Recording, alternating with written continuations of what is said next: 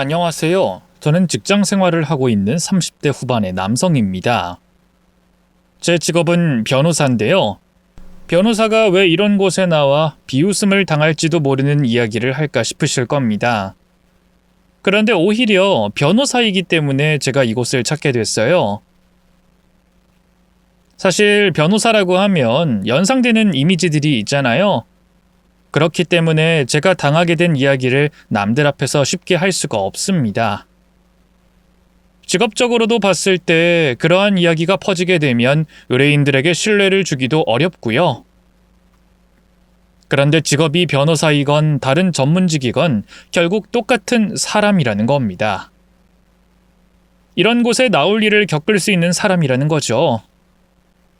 더욱이 제가 당한 일을 생각해보면 지금도 그런 일을 당할 수밖에 없겠구나라는 생각을 하게 돼요. 그래서 지금의 제가 자만하지 않고 조금 더 겸손하게 그리고 억울한 일을 당한 분들을 10분 이해하며 다가가고 있죠. 이렇게 저를 겸손하고 성숙하게 만들어준 일에 대해서 오늘 여러분께 소개하고자 합니다. 그리고 아직 저에게 남아있을 울분도 토해내면서 말이죠.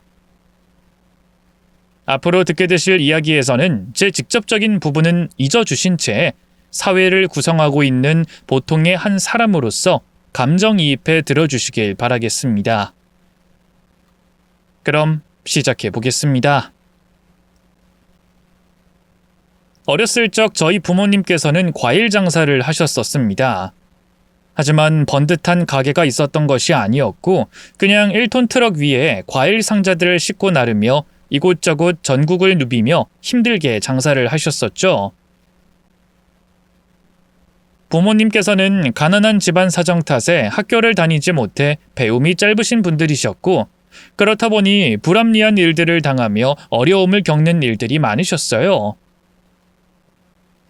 그럼에도 부모님께서는 저와 동생을 위해 쉼없이 노력하셨고 전 그런 부모님을 보며 꼭 성공해야겠다고 다짐하며 자랐습니다. 그러기 위해 어린 제가 할 수 있는 일은 공부밖에 없었고 다행히 타고난 머리가 나쁘지 않았던 저는 누구보다 열심히 공부하며 항상 좋은 성적을 받았어요. 집안에 여유가 있는 사람들처럼 비싼 과외나 학원에 다닐 만한 형편이 아니었지만 그래서 더 보란듯이 이 악물고 공부를 했죠. 그렇게 죽기 살기로 열심히 하다 보니 제 노력이 하늘에 닿았는지 저는 결국 변호사가 될 수 있었습니다. 힘든 시기를 견디며 드디어 번듯한 직업을 가지고 전에는 꿈도 꿀 수 없던 큰 돈을 벌게 됐지만 안타깝게도 저희 아버지께서는 그런 자식 덕을 보기도 전에 먼저 세상을 떠나셨어요. 평생 부모님의 호강을 위해 노력했던 저는 제대로 효도도 못하고 떠나보낸 아버지께 죄송할 수밖에 없었습니다. 그러다 보니 혼자 남으신 어머니를 각별하게 챙기게 됐죠. 그 사이 동생은 사랑하는 사람을 만나 결혼을 하고 가정까지 꾸렸지만 저는 바쁜 일상을 보내고 홀어머니를 모시느라 결혼이 늦어지고 말았어요. 어머니 역시 제가 하루빨리 좋은 사람을 만나 결혼하길 바라시는 듯 했지만 아쉽게도 제겐 인연이 찾아와 주지 않았습니다. 물론 마음 먹는다면 선을 봐서라도 결혼할 수 있겠지만 저는 그런 결혼은 바라지 않았거든요. 어릴 적부터 가족을 가장 중요하게 생각했던 저는 다른 무엇보다도 저와 저희 가족을 아껴주는 좋은 사람을 만나고 싶었습니다. 가진 게 많은 사람보다 마음이 넉넉한 그런 사람 말이죠. 하지만 결혼은 현실이라 그런지 제게는 좀처럼 그렇게 마음 맞는 인연이 찾아와 주지 않더라고요. 그렇게 점점 나이만 먹어가던 어느 날 저는 뜻밖의 인연을 만나게 됐습니다. 재판을 끝내고 사무실로 급하게 돌아가던 중 저는 길거리에서 소란이 나는 걸 목격하게 됐어요. 법원 근처라 그런지 가끔 시비가 벌어지곤 하는데 그날도 그런 날 중 하나였습니다. 보니까 이혼 소송 중인 부부인 듯한데 남편이 개차반이라 아내에게 윽박지르며 폭력을 휘두르고 있었죠. 사람들은 다들 멀찌감치 떨어져 구경만 하고 있고 저도 설마 큰일이 생길까 싶어 경찰에 신고만 하려고 하는데 그때 한 여자가 끼어들어 그 남자를 말리려고 하는 겁니다. 아저씨 그만하세요. 아주머니가 겁먹으셨잖아요. 아무리 화가 나셨다고 해도 이러시면 안 되죠. 넌 뭔데 끼어들어? 왜? 같은 여자라고 편든다 이거야? 너도 나한테 얻어맞고 싶어? 너 겁대가리 없는 게 한번 당해볼래? 괜한 시비에 휘말리기 싫어 다들 피하는 와중에 그 여자만 용감하게 나서는 그 광경이 제 눈을 단번에 사로잡았습니다. 체구도 작고 가녀려 보이는 여자가 어쩌자고 험상궂은 남자 앞에 끼어드는지 그 모습이 참 무모하면서도 대단해 보였어요. 그래서인지 저도 모르게 그 여자 앞을 가로막고 말았죠. 그만하시죠.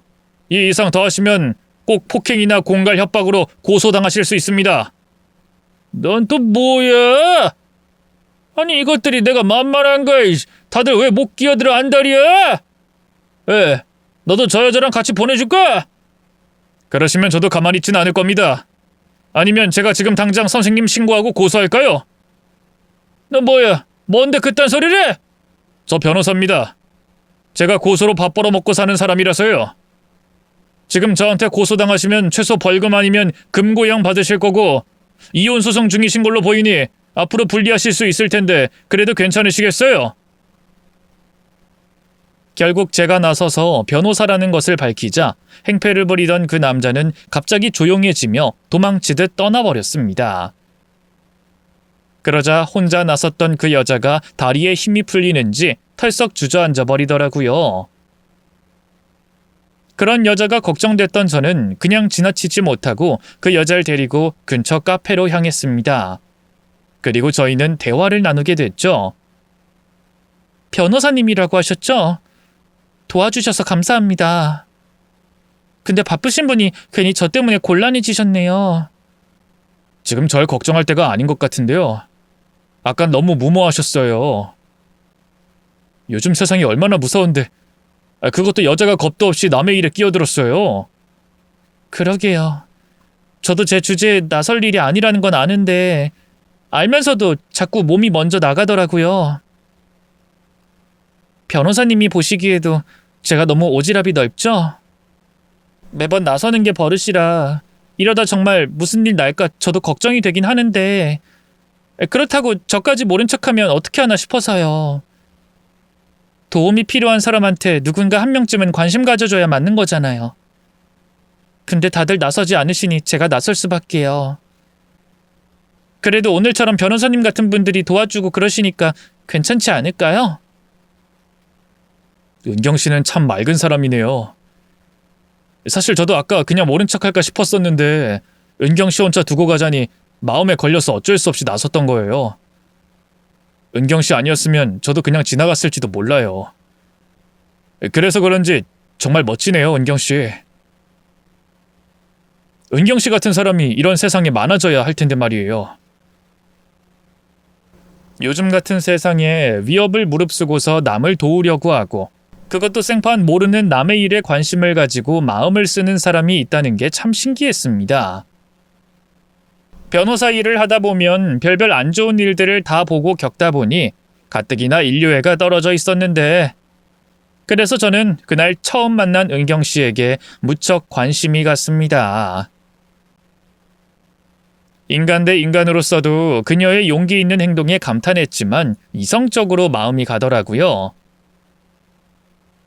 은경 씨의 의협심 넘치는 행동이나 생각하는 것들이 제가 늘 바라고 그리던 제 이상형에 가까운 모습이었거든요. 그렇게 저는 그날 은경 씨의 연락처를 받아냈고 그렇게 저희의 인연이 시작됐습니다.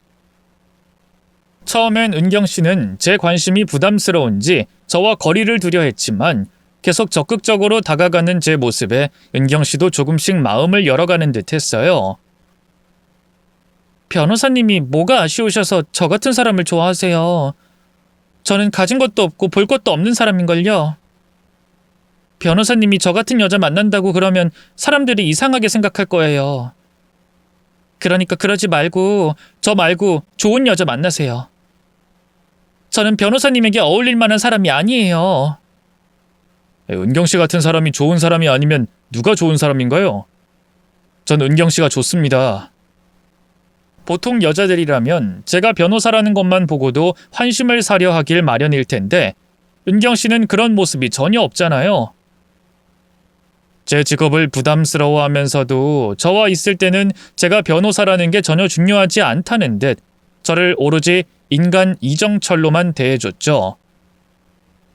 그래서 저 역시 은경 씨의 배경이나 환경 같은 건 따지지 않고 은경 씨 자체로만 바라보게 됐습니다. 은경 씨는 학벌이 좋거나 배경이 좋은 것도 아니었고 그저 작은 마트의 종업원이었습니다. 사실 은경 씨에게는 마음 아픈 개인사가 있었거든요. 어릴 적 부모에게 버려져 낳아주신 부모님의 얼굴도 모르고 자라야 했다는 은경 씨는 보육원에서 자란 고아였습니다. 그래서 제대로 된 어린 시절도 보내지 못했고 대학도 들어가지 못했고 가난 때문에 고생하며 힘들게 살았다고 하더라고요. 그러니 현실적으로 조건으로만 본다면 저와 은경 씨는 어울리지 않는 사이였을지 모릅니다. 제 변호사 동기들만 해도 다들 비슷한 조건과 직업을 가진 여자들과 만나고 결혼하는 게 보통이었는데 하물며 은경 씨는 고졸의 고아였으니 말입니다. 그래서인지 제가 그런 은경 씨를 만난다는 소식에 주변 사람들은 많이 놀라는 눈치였어요.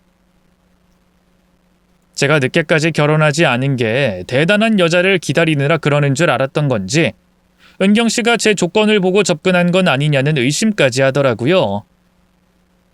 하지만 은경 씨는 절대로 그런 사람이 아니었습니다. 은경 씨는 제가 본 어떤 사람들보다 순수하고 솔직한 사람이었고 그런 은경 씨와 있을 때면 마음이 편해지곤 했어요. 늘 거짓말하고 겉모습이나 조건만 보고 편가르는 사람들 속에 치이다 보니 순수한 은경 씨의 모습이 멋지더라고요. 무엇과도 바꿀 수 없는 은경 씨의 인성에 반했던 거죠. 그렇게 은경 씨를 알면 알수록 저는 은경 씨가 더 좋아졌고 결국 저희는 결혼을 약속하게 됐습니다. 다행히도 가족들은 고아인 은경 씨의 사정을 안타깝게 생각하며 은경 씨를 반갑게 맞아줬습니다. 어머니께서도 제 결정을 전적으로 믿고 따라주셨고 덕분에 저희는 축복 속에 무사히 결혼식을 올릴 수 있었죠. 그렇게 연인에서 부부가 된 저희는 결혼 후에도 여전히 즐겁고 행복했습니다. 그건 전부 제 아내 덕분이었어요. 아내는 신기할 정도로 사람들에게 호감을 사는 사람이었습니다. 처음 저와 만났을 때 저에게도 그랬지만 결혼해서는 저희 어머니부터 동생의 재수 씨에게까지 살갑게 굴더라고요. 덕분에 저희 가족은 전보다 더 화목해지고 있었습니다. 제가 가족들을 아끼는 걸 알아서 그런지 아내는 바쁜 저를 대신해 저희 어머니를 많이 신경 써주고 매번 열심히 챙기곤 하더라고요. 거기다 저에 대한 내조까지 너무나 완벽할 정도라 가족들 모두 놀랄 정도였죠. 이제 막 결혼한 새색시가 맞나 싶을 정도로 야무지고 노련한 모습이 마치 아내와 며느리 할 일을 다 알고 태어난 사람처럼 느껴질 정도였거든요. 아무래도 정철이 네가 결혼을 참 잘한 모양이다. 은경이가 우리 집에 들어오고 나서부터 아들 얼굴도 이렇게 자주 보고 이렇게 며느리한테 호사도 받고 요즘 내가 정말 너무 행복해. 게다가 은경이가 살림도 잘하고 일도 야무지게 잘하니까 내가 가르칠 게 아니라 되려 배운다니까. 어쩜 이런 야무진 며느리가 들어왔나 모르겠어. 아니에요, 어머님. 너무 과찬이세요. 저 아직 너무 부족하고 어머님한테 배울 게 많은걸요. 겸손도 너무 하면 안 된다. 너 살림 잘하는 건 사실인데 뭐.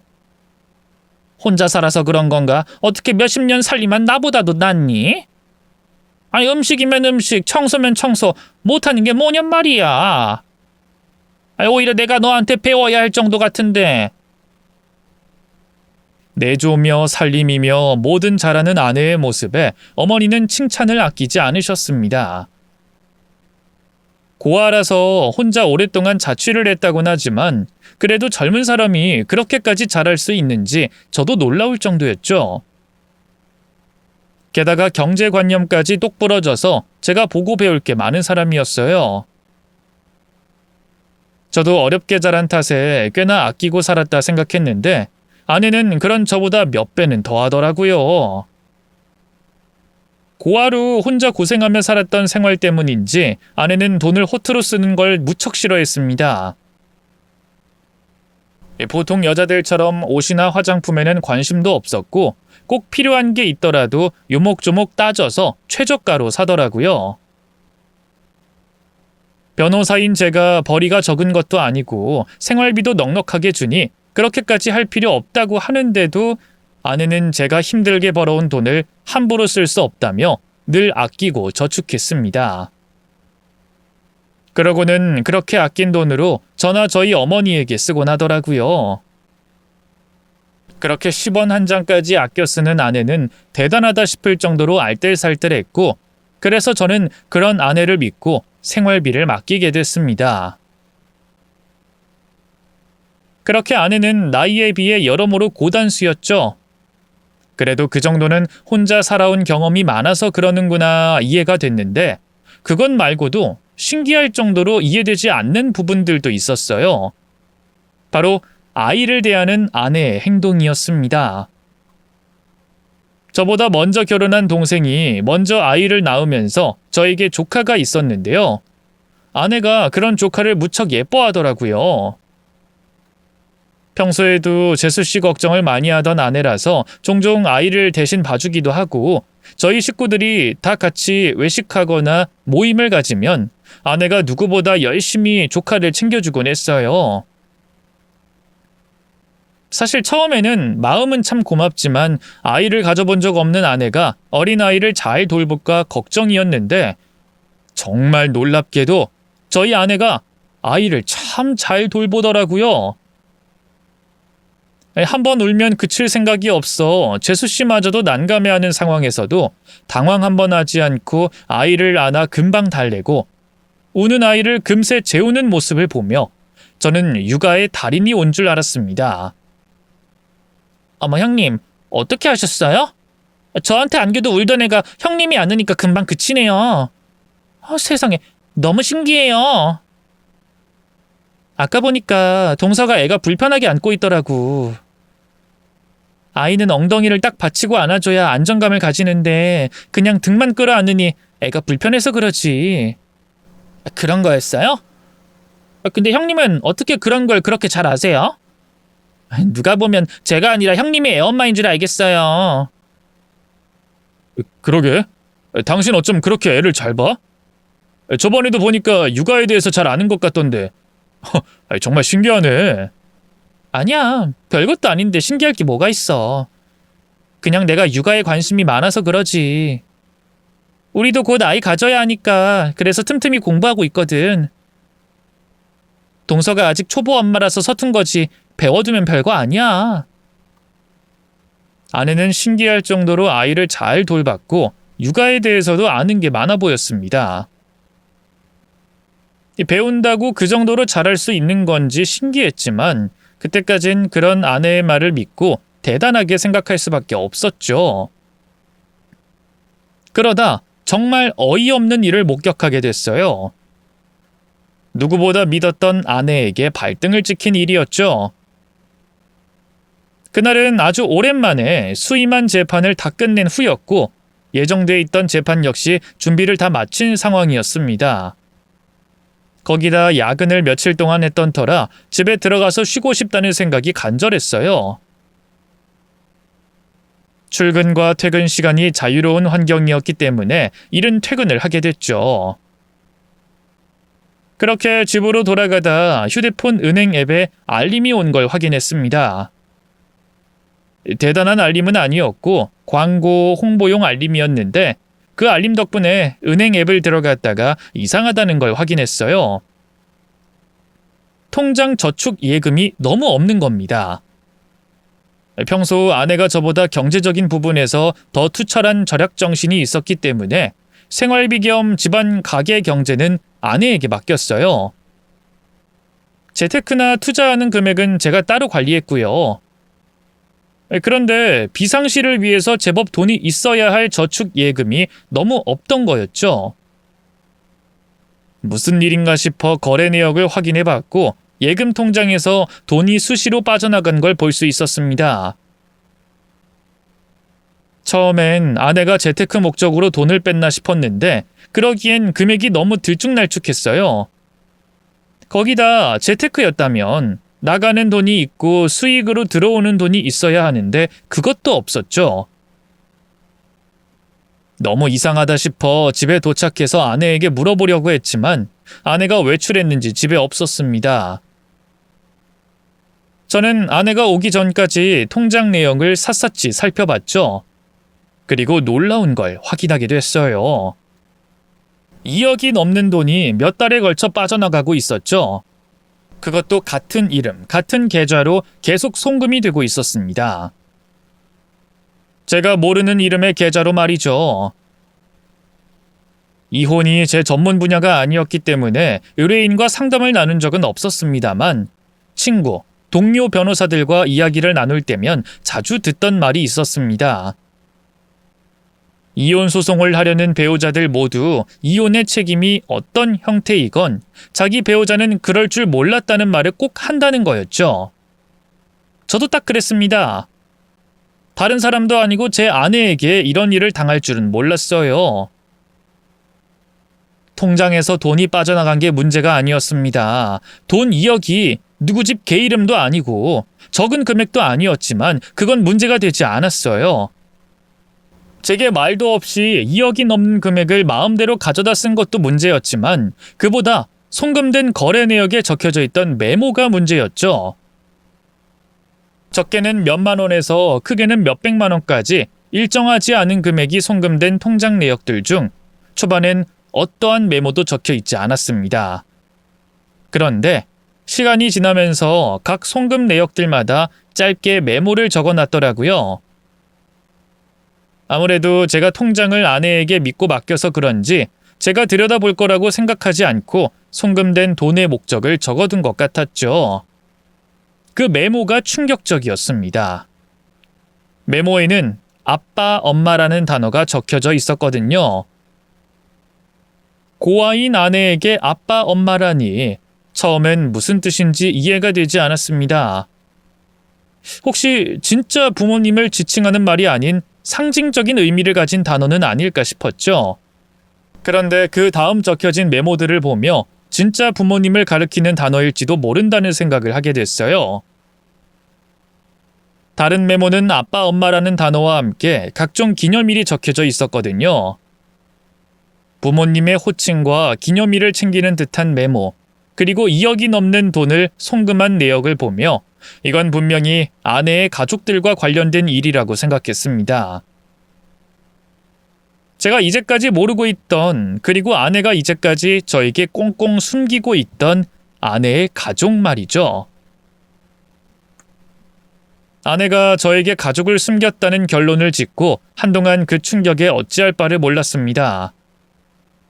진짜 믿었던 사람에게 절대 일어나지 않을 것 같은 일을 당하니 손발이 떨려오고 정신이 없더군요.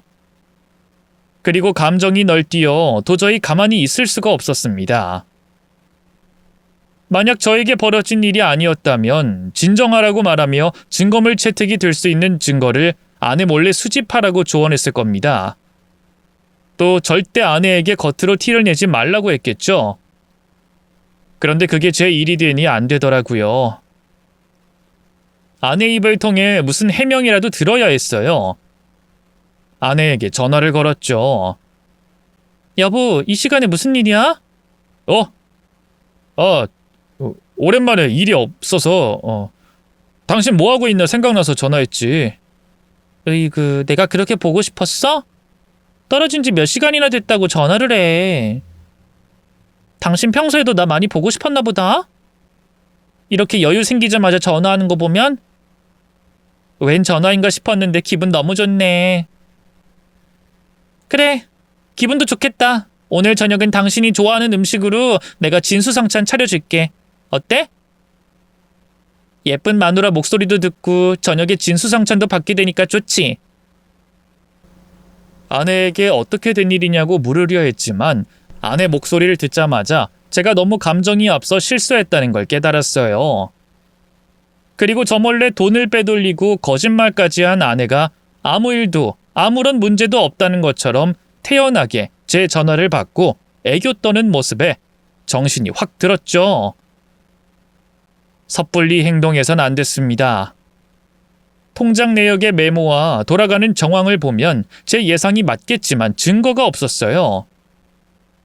아내가 제게 가족을 숨긴 이유와 돈 2억을 보낸 이유를 알아야 했고 그러려면 아내가 빼도 박도 못할 증거가 필요했습니다. 최악의 경우 아내와 이혼하게 될 상황까지 준비해야 했고요. 그래서 아내에게 황급히 전화를 건 이유를 둘러댔죠. 그리고 전화를 끊고 난 뒤 집안을 샅샅이 뒤적거리기 시작했습니다. 제 예상을 뒷받침할 증거는 더 없는지 확인하려고요. 하지만 안타깝게도 집안에는 아무런 증거가 없었어요. 그러다 한 가지 생각이 떠올랐어요. 제 예상이 맞다면 아내에게 숨겨놓은 가족이 있다면 자주는 아니지만 제가 집에 없는 틈을 타 만났을 것이고 사람을 만나려면 이동수단이 필요했을 테니 제가 쓰라고 했던 차를 이용했을 거란 생각이었죠. 저는 아내의 차키를 찾아 지하 주차장으로 내려갔어요. 그리고 차량 내비게이션에서 최근 검색한 경로를 전부 다 확인하고 일일이 받아 적었죠. 그 다음 차 안과 집 안을 정리하고 제 차를 몰고 직접 받아 적은 목적지를 돌아다녔습니다. 목적지들 중에는 아내 가족과 관련된 곳이 있을 거라고 생각했거든요. 아내 내비게이션의 목적지들은 상업시설인 곳이 대부분이었습니다. 그런데 딱 한 군데가 주택가에 있는 다세대 건물이었어요. 지금 살고 있는 집과 멀리 떨어진 곳이었고 주변에 이렇다 할 상업시설도 없었습니다. 빌라와 다세대 주택으로 이뤄진 동네라 굳이 아내가 찾아올 이유가 없어 보였죠. 물론 아내의 친구나 지인이 사는 곳일 수도 있었지만 지금 당장은 아내를 향한 의심에 대해 확인할 수 있는 게 그곳밖에 없었습니다. 주차를 하고 그 다세대 주택에서 아내가 나오지 않는지 지켜봤어요.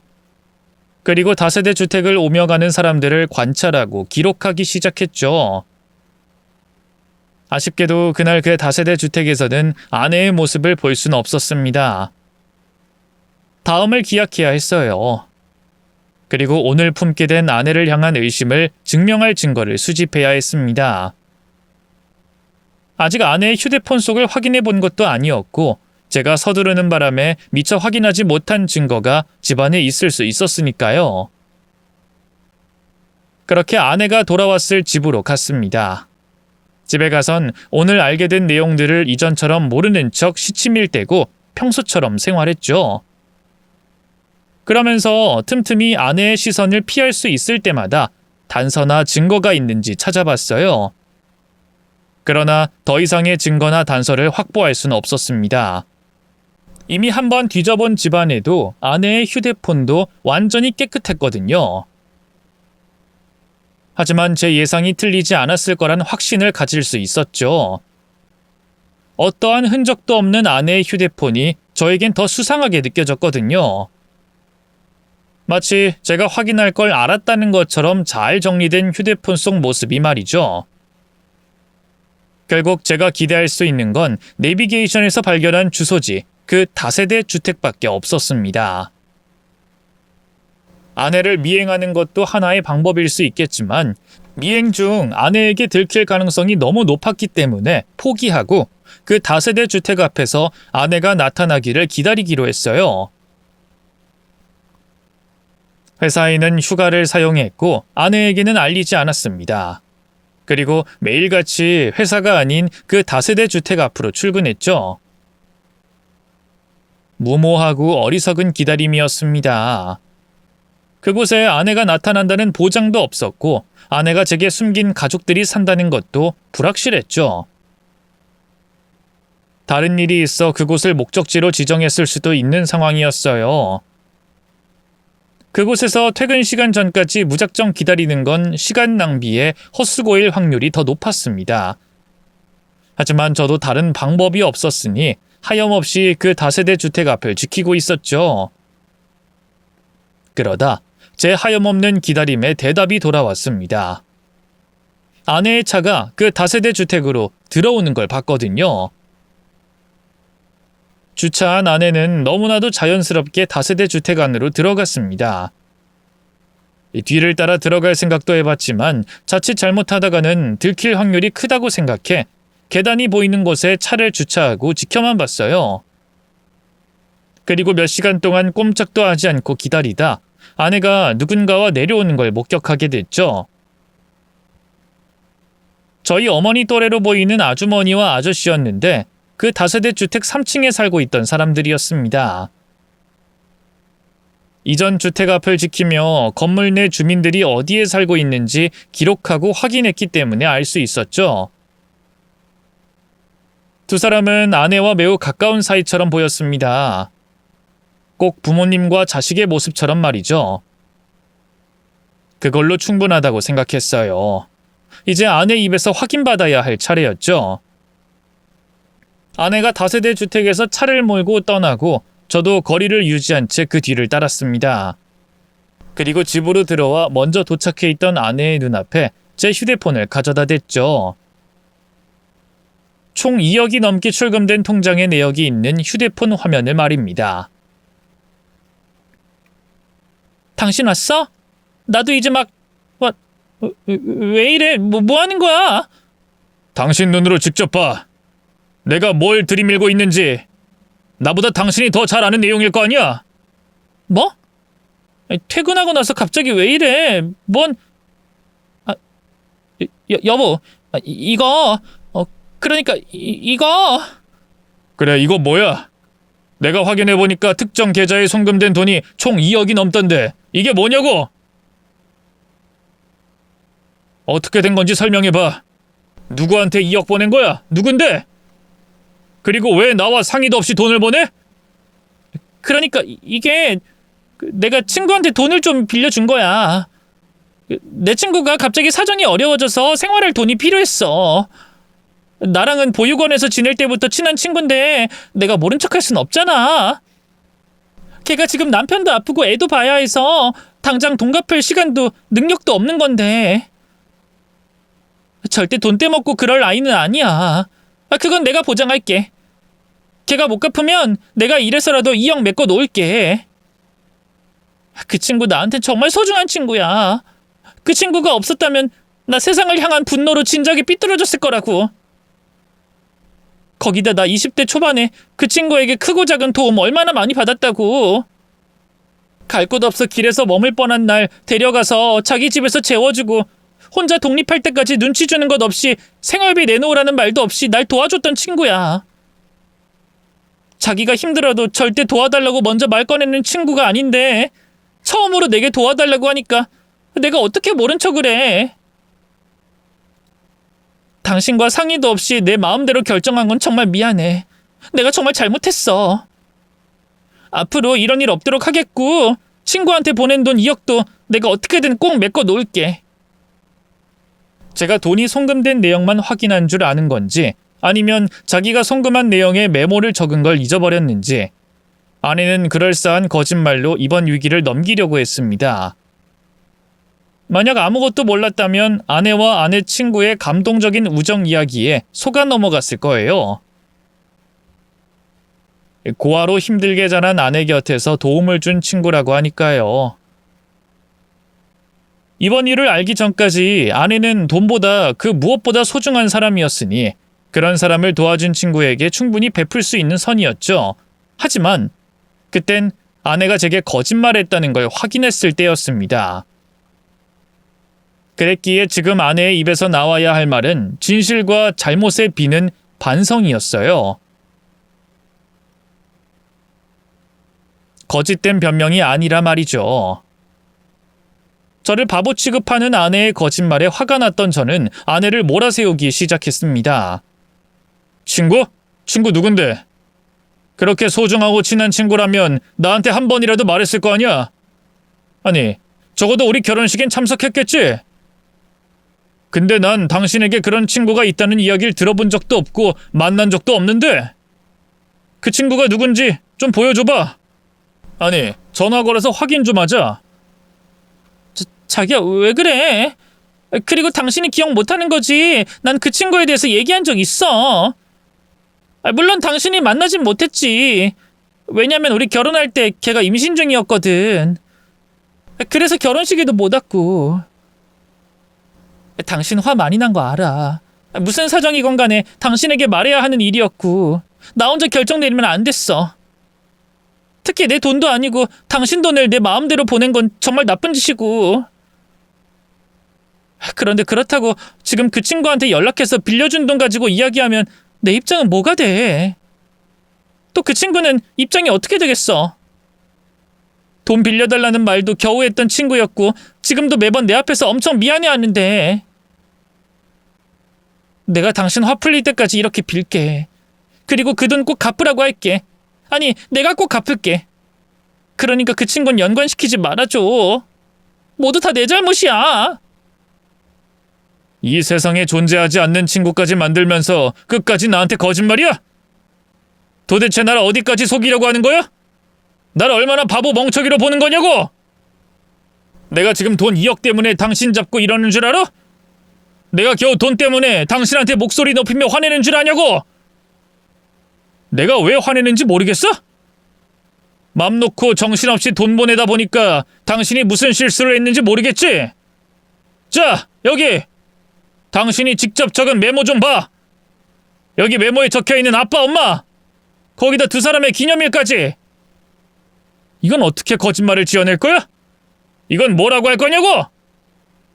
아빠? 엄마? 내가 그런 걸 썼다고?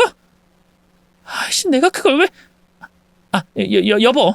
그래, 맞아. 그거 내가 쓴 거 맞아. 근데 그거 내 부모님 아니야. 나한테 부모님이 어딨어. 나 고아인 거 당신도 알잖아. 고아한테 부모님은 무슨 부모님?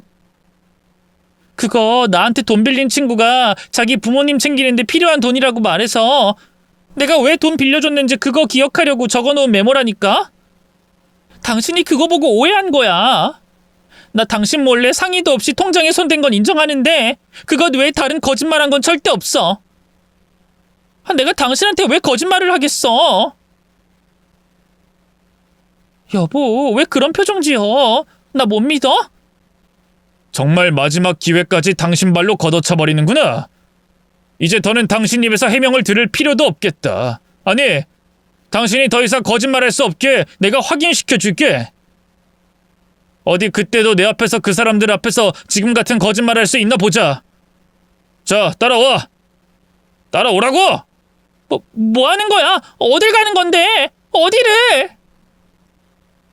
아내의 거짓말을 더 이상 듣고 있을 수 없었던 저는 아내의 팔을 붙잡곤 차에 태웠습니다.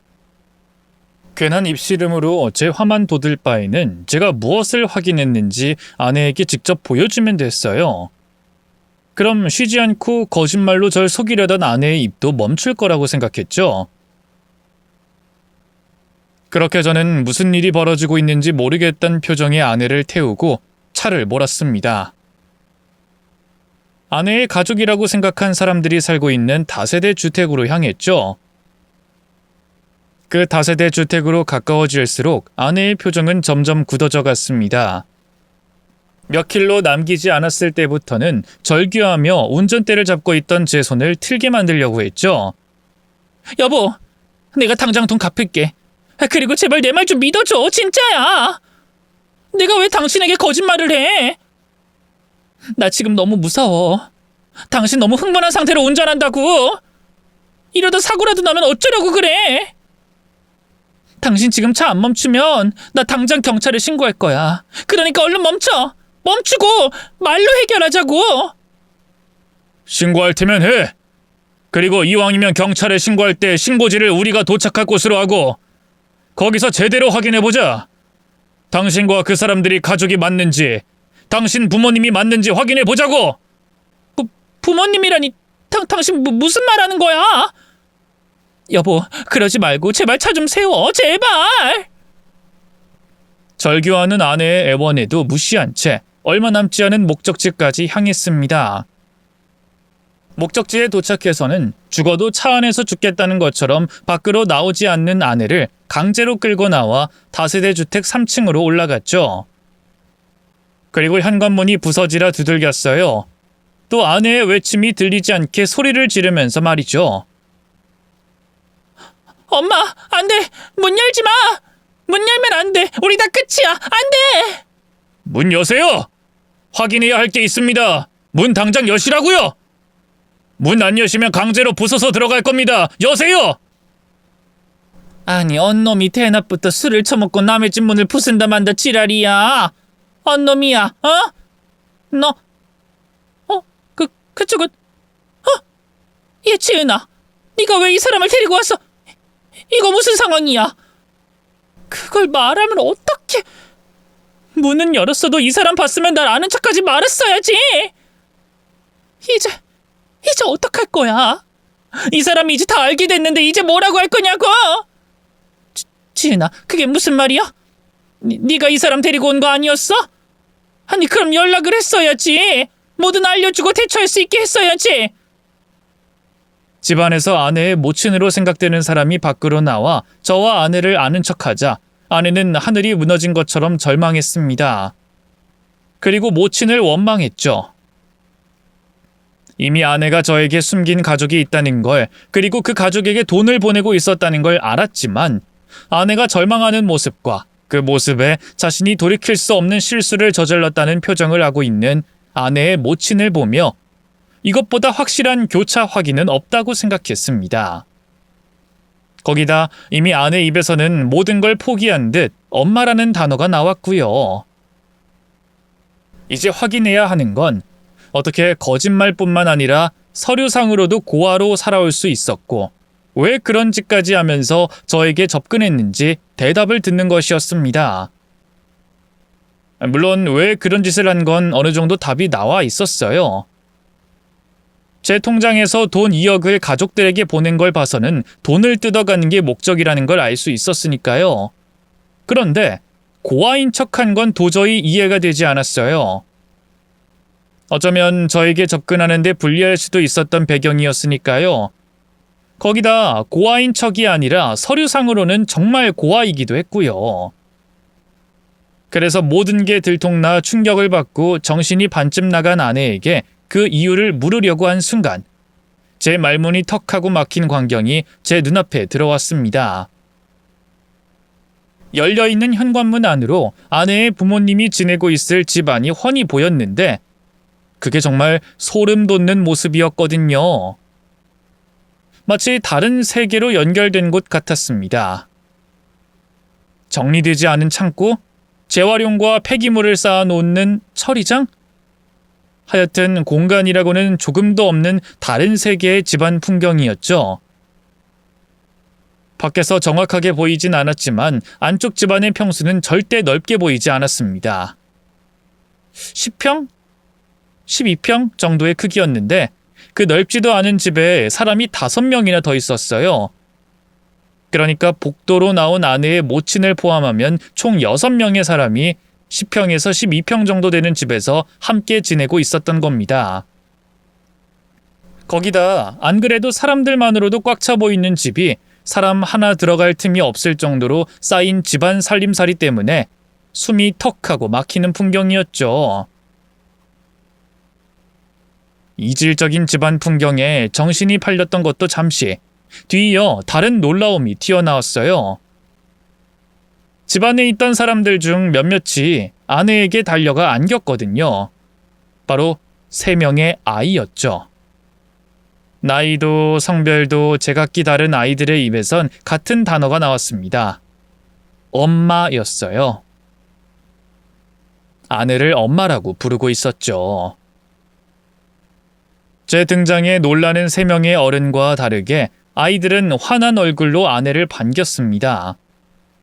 제가 미처 모르던 충격적인 사실이 더 있었던 거죠. 상상조차 해보지 못한 일이라 잠시 공중에 붕 뜬 기분이었습니다.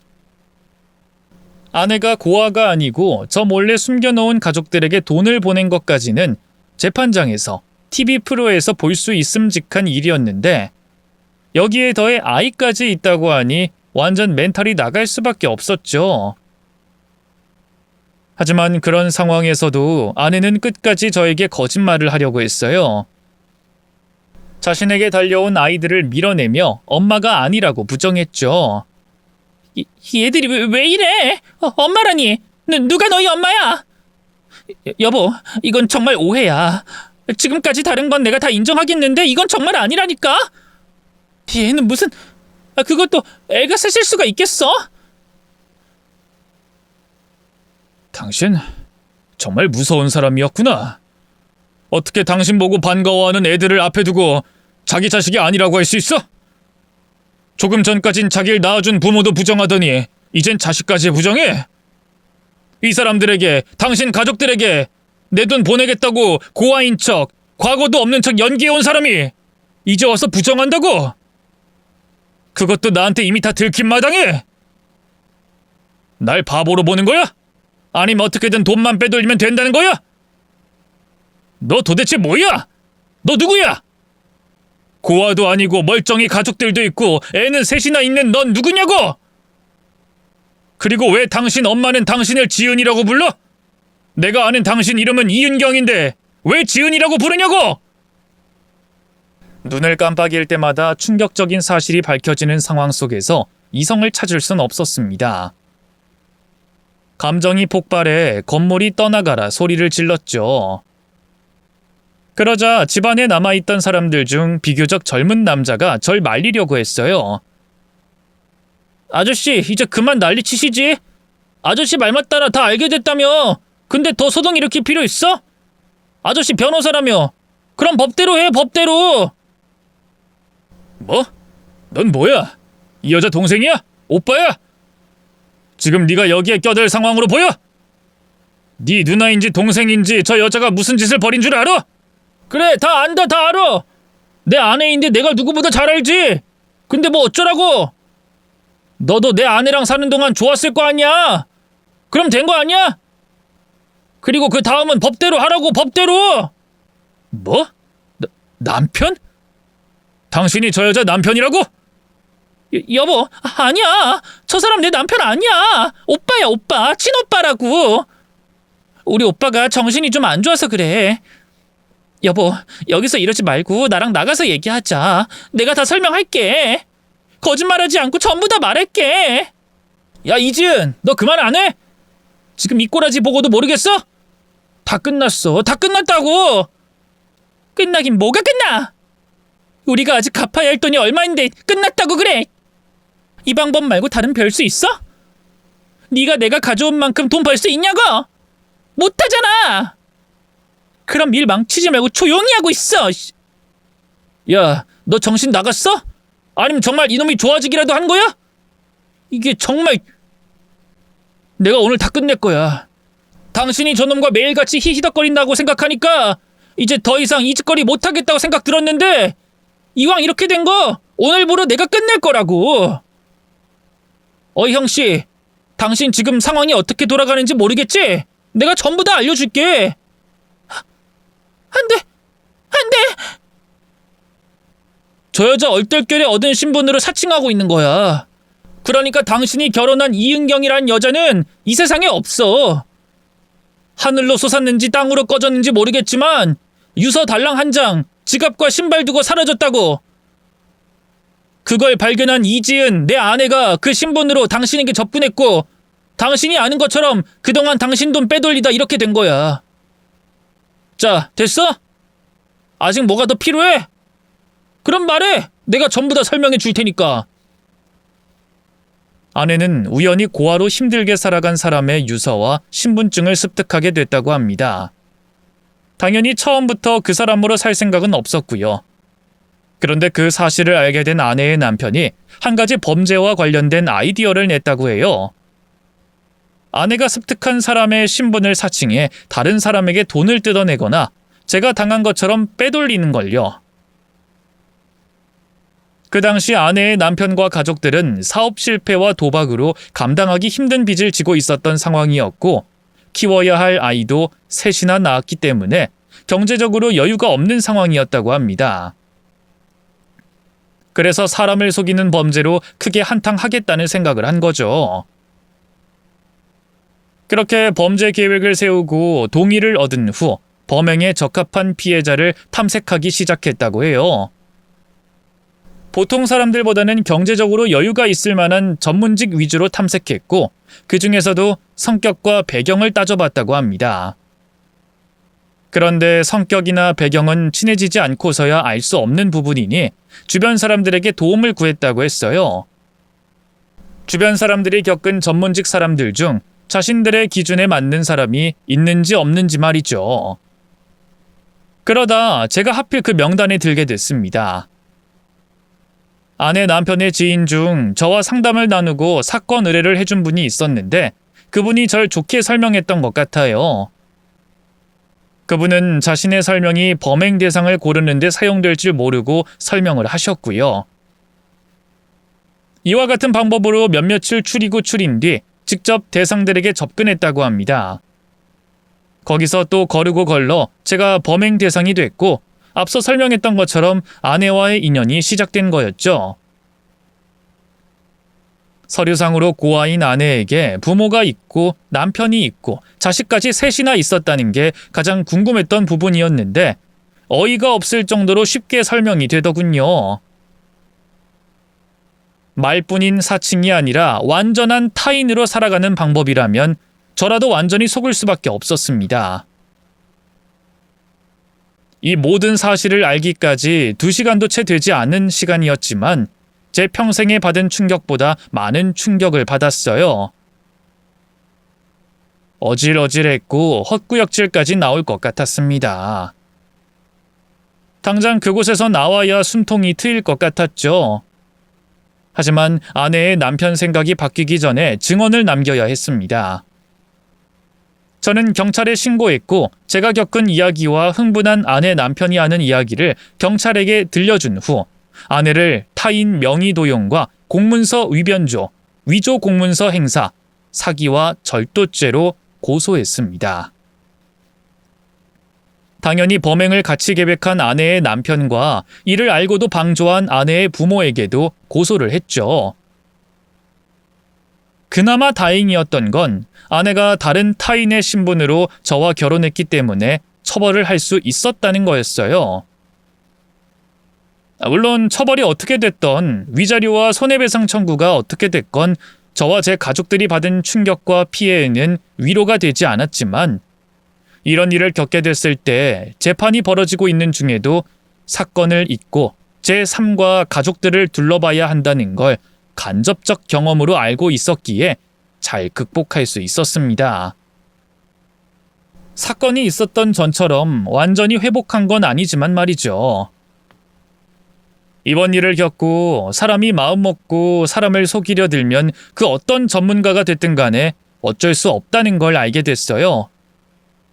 덕분에 제 직업적인 시선으로는 억울한 일을 당한 의뢰인들을 조금 더 이해하고 그분들의 억울함과 피해를 최소화할 수 있는 판결을 받아내기 위해 이전보다 열심히 변호해야 하겠다는 사명감을 더욱더 가지게 됐고 저 개인적으로는 자만하지 않고 조금 더 성숙해지는 계기가 됐습니다. 몸과 마음 그리고 머리로 새긴 교훈이니 절대 잊지 않고 겸손하고 조심성 있게 살아가려고요. 여러분께서도 나에게는 벌어지지 않을 일이라고 생각하지 마시고 항상 자만하지 말고 조심하시며 지내시길 바라겠습니다. 그럼 전 여기서 글을 마치도록 할게요. 읽어주셔서 감사합니다.